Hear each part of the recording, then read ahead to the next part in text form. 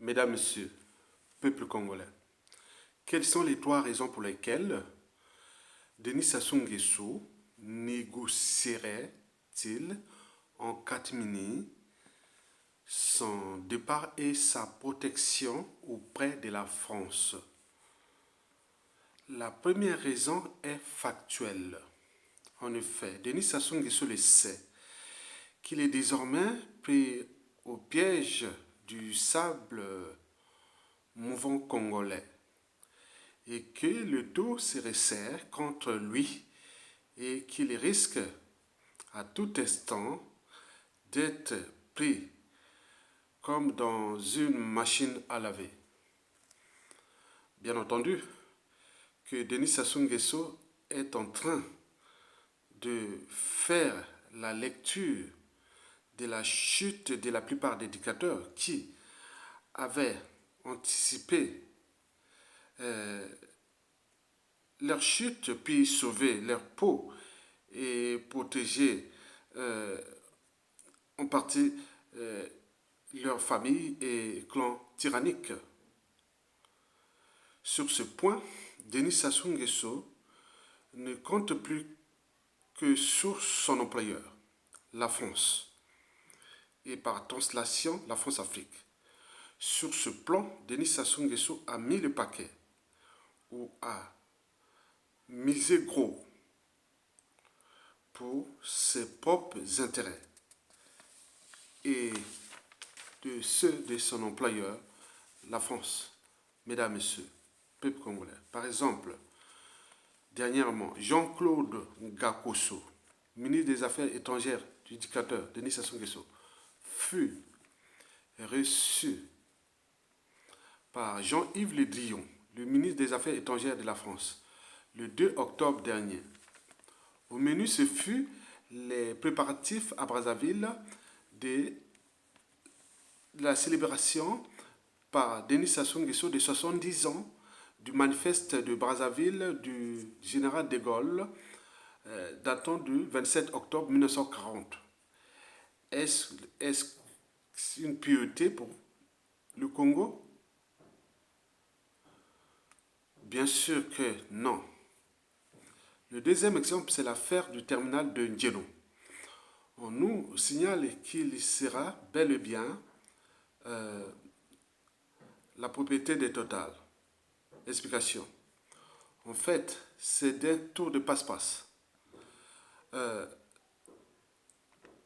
Total EP Congo gardera la main mise sur le terminal. En effet, pour séduire son employeur, Denis Sassou Nguesso a marqué son accord pour que la structure du terminal de Djeno soit gérée de façon suivante. Total EP Congo comme opérateur, Perenco Congo et Eni comme des partenaires et la Société nationale de pétrole Congo, SNPC, comme sur tous les nouveaux permis, jouera le rôle des titulaires des permis.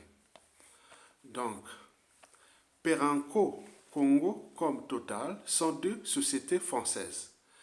Le reste ne fut qu'une diversion, puis simple diversion. Oui, c'est ça. Donc, Denis Sassou Nguesso n'a pas trahi la France, comme on le présupposait, comme on le prétendait que ça soit trompé la France. Non, non. Donc, Total va rester là. Donc, on a fait le jeu, c'est-à-dire il y a une société qui s'appelle Perenco, qui est une société française. Donc, il va gérer ça, mais pour le compte de Total et aussi de la CNPC. Donc, Total appartient à la France et la CNCP appartient à Sassou Nguesso, donc tout est rejoué. Donc, c'est le cas de départ. On est au cas de départ. Donc, la date de 18 novembre, autre, ce n'est que de la diversion. Donc, tout est déjà fait. Donc, sur ce plan, Sassou n'a pas trahi ses engagements. Contre le peuple congolais, oui, contre le peuple congolais, il a trahi, mais pour ses engagements vers la France-Afrique, il n'a pas trahi. Ça, il n'y a pas de souci. Par conséquent, il ne mériterait pas d'être chassé par la France. Donc, c'est une bien maîtresse de la France-Afrique. Vous avez tout compris. Mesdames, Messieurs, peuple congolais, La deuxième raison pour laquelle Denis Sassou Nguesso négocierait en catimini son départ et sa protection auprès de la France est politique. En effet, après avoir consommé en toute impunité, avec orgueil, arrogance et rébellion, son coup d'État constitutionnel de 2015, suivi du hold-up électoral de 2016, Denis Sassou Nguesso s'apprête à passer la dernière épreuve politique la plus difficile et dangereuse à la fois de sa carrière tyrannique. Mesdames et Messieurs, peuple congolais, nous le savions tous que 2021 n'est plus 2015, ni 2016 d'ailleurs. Et pourquoi? D'abord, le contentieux électoral de 2016 qui n'est pas encore réglé, et notamment l'affaire Jean-Marie Michel Mokoko, Kombi Salzaï, les présidents politiques, puis la faillite et la ruine totale du pays qui, d'ici fin 2021, risque de devenir ce pays-là, devenir une grande poudrière durable. Et si et seulement si Denis Sassou Nguesso est encore là, à la tête de ce pays, ou pire encore, si c'est un membre du Parti congolais du travail, PCT, ou de son clan au pouvoir. Je ne connais pas les stratégies des uns et des autres, c'est-à-dire des différentes officines politiques et militaires qui souhaitent, coûte que Denis Sassou Nguesso dégage avec son système. Il me semble que le fruit est mûr et que ces élections ou non ne seront qu'une bombe à retardement, une énergie potentielle accumulée depuis déjà 2015 et qui risque de se transformer à tout instant en une énergie cinétique, donc à un mouvement civil ou militaire. Pour conséquence, c'est imprévisible entre le peuple et la tyrannie. En effet, tout le monde le sait. Oui, tout le monde veut en découdre avec le tyran. Mais pourquoi? Parce que trop c'est trop. Mesdames, Messieurs, peuple congolais. La troisième et dernière raison pour laquelle Denis Sassou Nguesso négocierait en catimini son départ et sa protection auprès de la France est certainement France-Afrique. En effet, Denis Sassou Nguesso le sait qu'il joue désormais avec le feu et qu'il est au bout du rouleau, au bord du gouffre. Denis Sassou Nguesso le sait qu'il est aujourd'hui que la France-Afrique est de plus en plus mal vue dans ce pays, au Congo, en Afrique centrale et aussi dans toute l'Afrique francophone. Et que la France n'est plus le gendarme du monde et qu'il a moins en moins d'influence. Denis Sassou Nguesso le sait qu'il a trop brisé des millions de vies dans ce pays et qu'il sait qu'il a surendetté pour rien ce pays, qu'il a ruiné et détruit pour le compte de ses intérêts, de ses propres intérêts et aussi de ses donneurs dans la France-Afrique. Denis Sassou Nguesso le sait. Qu'est-ce que c'est la traversée du désert et ce qu'il a vécu entre 1992 et 1997. S'il n'y avait pas Omar Bongo qui l'a sauvé et la France-Afrique, Sassou Nguesso aurait déjà perdu peut-être sa vie. Et donc, cette fois-ci, il risque gros. Donc, comment on peut parer les conséquences inéluctables? Donc, Sassou Nguesso sait que c'est très dangereux aujourd'hui. Au moment où il va chuter, il y aura déjà la privation pour certains, la privation de visa, de passeport, la chasse à l'homme, l'exil forcé, les coups bas et coups tordus des uns et des autres qui étaient ces victimes, qui vont prendre le contrôle des administrations, des moyens de l'État. Et tout ce qui va arriver, l'injustice dans tout contre eux. Il pourra arriver des situations d'injustice, d'oppression et de la barbarie, même entre eux. Bon, là, il sait bien qu'il y a quelque chose qui pourra se passer cette fois-ci, ça sera très dangereux. Donc, Denis Sassou Nguesso et son clan ont peur du mal qu'ils ont fait aux autres, aux uns aux autres dans ce pays. Ils ont peur du mal qu'ils ont fait à ce peuple, à ce pays. Donc, par conséquent, il craint que cette fois-ci, ça peut être difficile pour eux. Mesdames, Messieurs, peuple congolais. De quel départ Denis Sassou Nguesso négocierait-il auprès de la France? Je pense d'abord pour le changement dans la continuité. Est-ce que la France peut trouver élection présidentielle 2021 ou pas? Comment la France peut-elle l'aider pour qu'on trouve un autre pion qui puisse le protéger par la suite et tout ce qui est de ces crimes de toutes formes, de toutes ces formes. Donc ils cherchent là, je pense que élection 2021 ou non. Donc ils doivent négocier des choses comme ça parce que Sassou, c'est la pièce métal de la France-Afrique. Donc il ne va pas la lâcher comme ça. Il connaît les secrets de la France-Afrique. La France-Afrique connaît aussi ses secrets. Et donc là, ils ont des pactes là. Donc, c'est serait du souci, la France de lâcher Denis Sassou Nguesso comme ça. Non, c'est pas possible. Bon, côté opinion nationale, si on fait ce jeu-là, la continuité par ce jeu du tour de passe-passe, bon, 92% de la population, non. Donc, côté de la France-Afrique, je ne sais pas, mais ce qui est là, c'est que ça risque d'arriver sur ce problème-là, qui est en train de jouer ce jeu de rôle-là. D'ici à 2021, il risque d'arriver il risque de rouler dans la farine le peuple congolais et ce qui pourra conduire à une situation incontrôlable. Mesdames, Messieurs, peuple congolais. Et pourquoi incontrôlable? Parce que les haines, les rancunes, les contentieux historiques non réglés, les règlements et comptes non réglés, méfiance et défiance, tout ce qui s'est passé, on n'a pas pu s'entendre sur un dénominateur commun. Comment s'entendre au moment que ça soit parti ou qu'ils vont négocier autre chose. Donc, ça soit arrivé au bout du rouleau, au bout du sou. Donc, ce n'est pas ce qui va passer d'ici mars 2021. Vous avez tout compris. Donc,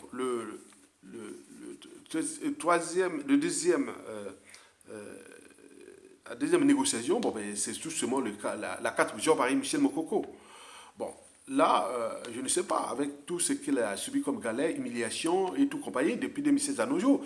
Bon, donc je ne sais pas comment Mokoko va-t-il accepter pour aller trahir non seulement le peuple congolais, et aussi sa propre conscience et autres. Donc, je ne sais pas. Bon, donc sur ce plan, je ne sais pas. Mais côté opinion nationale, ils sont d'accord si on fait la carte Mokoko, mais à condition qu'on rend justice là où il y a eu injustice et qu'on rentre dans une transition politique consensuelle pour faire quelque chose de bien, sans chasse à l'homme, ni mort d'homme et tout compagnie. Bon, ça sera peut-être la solution, mais est-ce qu'ils pensent comme ça? Je ne pense pas. Je pense que la France Afrique et Sassou Nguesso, ils pensent à trouver un autre pion, qui peut être un autre franc-maçon, ou tous ceux qui sont entre eux, mais ça sera un piège qui va conduire dans ce pays-là dans une poulière. Vous avez tout compris. Bon, alors, mesdames, messieurs, quelle protection Sassou Nguesso négocierait-il avec la France? Bon, moi, je dis la première protection, bon, il dit, bon, ben, écoutez, il faut d'abord aller voir du côté de la conscience de Sassou Nguesso. Sassou Nguesso n'a que deux alternatives, c'est-à-dire, un, partir par la grande porte. Bon, partir par la grande porte, c'est-à-dire qu'il rend justice à ce qui s'est passé en 2016. Dans ces conditions, il n'échappera pas à l'humiliation et tout compagnie, mais à la justice qui sera rendue. Donc, vous voyez ce qui peut se passer de manière raisonnable, noble, civilisée et tout compagnie. Mais s'il ne sort pas par la grande porte, c'est-à-dire à défaut s'il passe par la petite porte, c'est-à-dire par ce qui va arriver, c'est-à-dire il peut arriver une insurrection, un coup d'état militaire ou quelque chose qui va arriver. Il va arriver quelque chose, toute dictature a durée de vie limitée. Donc il est au bout. Donc s'il arrive quelque chose de violent ou de tout ce qui peut arriver, qui est déjà là, les gens ne vont pas se laisser faire. 2015, 2016, on a su, on l'a laissé consommer le coup d'état constitutionnel, le hold-up électoral. Maintenant là, il arrive au bout, on ne va pas se laisser faire. Donc c'est une situation qui va arriver dans une situation brutale et qui est là, dans ces conditions, beaucoup d'autres, il y aura peut-être chasse à l'homme, il y aura l'exil forcé avec toutes ces conséquences qui en découlent. Mesdames, Messieurs, peuple congolais. Donc, je voulais vous dire que, de mon point de vue, en toute liberté de conscience, je pense que Denis Sassou Nguesso négocierait trois types de protection.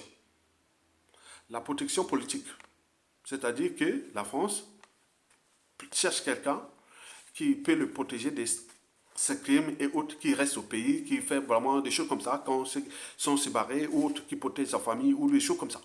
Je pense qu'il doit négocier ça. Et ça, c'est la protection politique. Et deuxièmement, la protection pénale. Bon, vous savez que depuis 1997 à nos jours, il y a La France exerce son droit de veto au niveau du Conseil national de sécurité sur les crimes contre l'humanité qui se soient commis. Il n'a jamais été poursuivi parce qu'il y a ces droits de veto de la France. Mais est-ce que la France va exercer ces droits de veto-là? Et pour combien de temps encore Sassou ne sera plus là? Donc c'est le problème qui se pose à la France pour protéger ce pion qui a fait un sale boulot dans ce pays et qui a brisé presque 1 million de vies et qu'il a ruiné, détruit ce pays, qu'il a fait ceci, que la France-Afrique est mal vue au Congo, en Afrique centrale et tout compagnie, qu'à cause aussi des Sassou. Donc comment va-t-il négocier ces choses-là? Bon, donc au niveau pénal, il y a ce problème que Sassou Nguesso risque d'être traduit à la Cour pénale internationale. Est-ce qu'on va les protéger ou les juger là-bas au pays? Est-ce que, bon, donc c'est des choses comme ça. La troisième protection, c'est l'exil. Oui, s'il fuit où? Dans quel pays? Où sera protégé? Et quels sont qu'il y ait la chasse à l'homme ou l'État congolais qui viennent poursuivre pour... Voilà, donc étant donné que nous avions quand même 92% de la population est en méfiance et en défiance contre Sassou Nguesso et, et que le passif de Sassou est en rapport avec le tribalisme, l'ethnocentisme, la géopolitique. Il y a beaucoup de choses qui ne veulent plus ces nordistes-là, la cuvette, là, l'embauchi et tout compagnie. Donc vous allez voir que c'est une réalité culturelle. Et donc si on ne tient pas compte, on a perdu le temps. Mesdames et messieurs, donc voilà ce que je voulais vous dire. Donc c'est à réflexion. Hein. Donc j'ai mis là sur des réflexions. Donc la protection, elle est politique à l'échelle nationale. On les laisse tranquilles, on ne les humilie pas, les familles, on les fait tout ça. Donc vous connaissez ça, comme disait Alpha Condé, qu'on a peur de quitter le pouvoir parce que dès que ça tombe, on fout les bazars dans nos familles et tout. Oui, mais ça sous la foutue. Mais est-ce que dans la règle d'or, ne faites jamais autrui? C'est que vous ne souhaitez pas qu'on le fasse vous-même. Nous, on n'est que des lanceurs d'alerte, mais il y a des plus méchants, plus durs. Ceux qui ont subi ces humiliations qui se sont faites depuis des années, c'est eux qui vont les punir d'ici peu. Donc, il faut faire attention avec la protection politique, quel que soit celui qu'on va protéger, puisqu'il y aura toujours la pression. S'il cherche un autre pion, le pion là, voilà, un jour, à tout instant, il peut se transformer aussi en méchant, puisque voilà, il y aura la pression. Donc, de toute façon, ça n'a plus de choix. Et la protection pénale, comme j'ai dit pour ces pays, et surtout la protection d'exil, où il va se réfugier avec les familles, les problèmes de visa, de passeport, de tout ça qu'il a rendu aux autres. Voilà, donc ça va être chaud. Et donc ça, moi je pense que, mon point de vue en terminant, je pense que Sassou Nguesso risque de... Voilà, il y avait un pacte au moment venu, là, il connaît trop des secrets de la France-Afrique, et inversement, je pense qu'il y aura quelque chose qui peut se passer où la France va prendre ses responsabilités, qui ne va pas laisser les affaires là sortir comme ça. Mesdames, Messieurs, peuple congolais, vous avez compris et à bientôt et merci.